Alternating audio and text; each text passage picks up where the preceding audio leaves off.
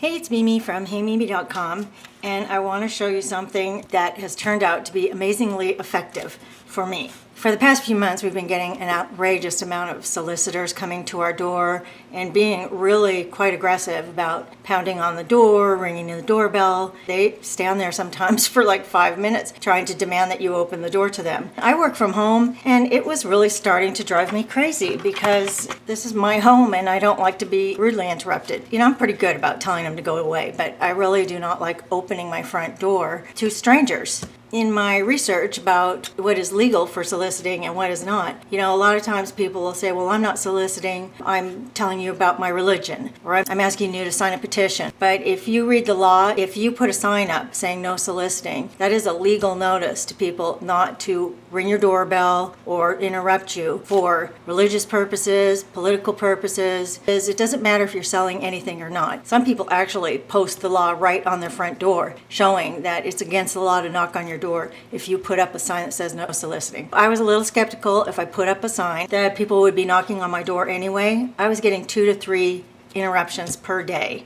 You can find some interesting, inexpensive signs on Amazon if you want to take a look. And in a minute, I'll show you how I made this one. So once I finally got it hung up, a week or two passed and I noticed I hadn't had any more interruptions. So I looked back into my Dropcam footage and found that my sign had actually worked. This was probably the first guy that came and saw the sign and turned around. So he walks up, and he stands there for over 20 seconds trying to decide whether to knock. He starts to knock anyway, and then he thinks better of it, just gives up and walks away. So I found that kind of amusing, and I've just been stunned all around that I have not had another interruption since I put this sign up.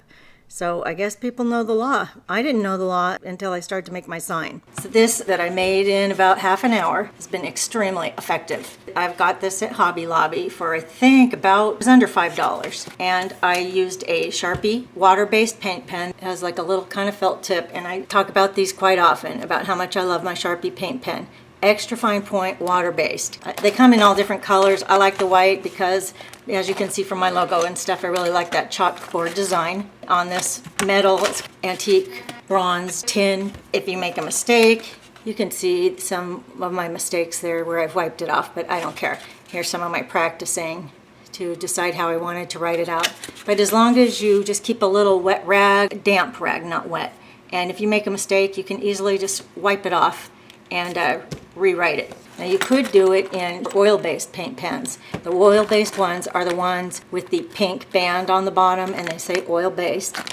But my porch is covered. If it wasn't covered, I might try doing it in an oil-based pen, or I'll do it in just water-based, and then do a fine coat of clear acrylic sealer in a matte, because I don't like that shiny look. So I'll do 2 or 3 super fine coats. If you try to do it too thick, it gets runny looking. So I'll do 1 fine coat, come back 15 minutes later, do another super fine spray, and maybe come back if I think I need to, come back and do maybe 1 more coat. Probably 2 coats is plenty. It's Mod Podge matte clear acrylic sealer. I like to use the water-based because the water-based is easier to correct when you're originally making it, and I just like the way the ink flows better. But if you already have some of the oil-based, give it a try. You know, I'm not a great letterer, as you can see, but in my video, how I learned hand lettering, it's kind of long, it's 12 minutes, but in the first couple of minutes, I would say within the first 4 or 5 minutes, I do show how to kind of preview. So check out that video, I'll link it right here, and it'll show how you can preview the words you want to print. And then you can just look at it on the computer and kind of eyeball how to make these letters. I could have done a much nicer job, but I was happy with this. I don't have another one of these. I got this at Hobby Lobby, but I also at the same time got these little things. I want to print on these for coffee, decaf, hot water. So I really like these. And for $1.99, you can't go wrong. So if these were $1.99, I would guess this was about $4.99. I peeled the tag off. But let's get a little wet rag and see if we can take these off after it's done to see if you can redo them later. First we'll try baby wipes. So let's wipe this off and see if it comes off. Uh-oh, it's not coming off. Okay, once it dries. Okay, let's try this. Windex mixed with water, half and half, 1 to 1. So I'll just take that and a little paper towel here, and it comes off. Comes off with Windex and water, and probably even better if you just used real Windex. Let's take off this scram here. So now if I did this in oil-based, or if I had sealed it with the acrylic sealer, this would not be coming off. But you can see it's taking a lot of scrubbing. So if it's just raining outside, I think you'll be fine, because look how hard this is to take off of here. A couple ways to do the lettering on this is you could just buy some stickers. Any craft store has like an entire aisle of pre-cut stickers like this. I got this at Tuesday Morning for about $2. I never use it because I prefer to practice my hand lettering. But what you would do would just take one of these centering rulers, or any piece of plastic like this. They carry these at any craft store or art store. And then you can just take it like this, put just the bottom barely stuck on, and then just stick that on there. You can also do this on a Silhouette Cameo or Cricut and cut out vinyl letters on your plotter. That's one way. Another way is to do it in chalk. Prime it first with a piece of chalk, go both directions, wipe it off. So that is a regular piece of chalk, and here is a Stabilo chalk pastel coloring pencil. And all it is a pencil with a chalk lead.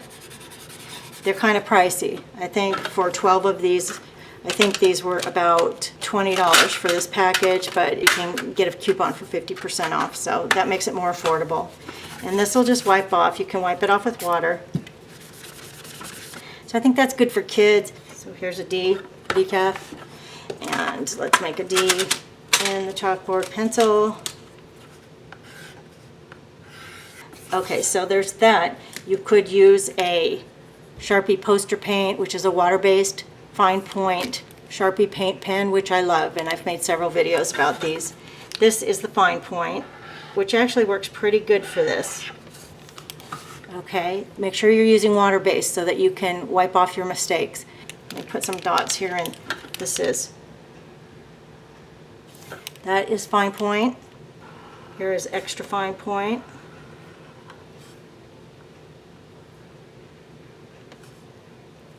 And then you can always thicken up those letters with the fine point.